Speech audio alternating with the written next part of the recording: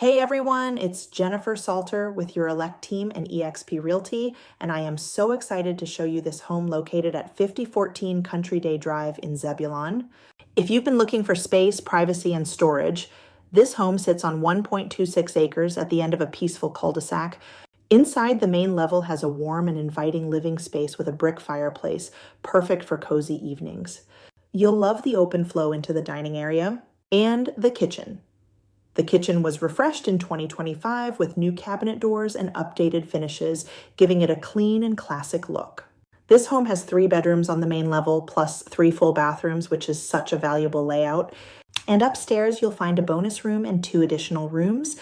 So the home easily lives like a 5-bedroom. Whether you need home offices, guest space, hobby rooms, or playrooms, you'll have the flexibility to make it work for your lifestyle.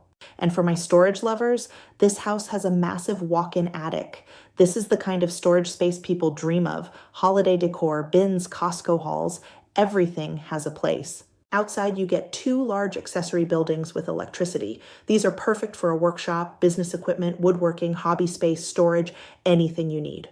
And the lot, it's just stunning, peaceful, private, and full of possibility.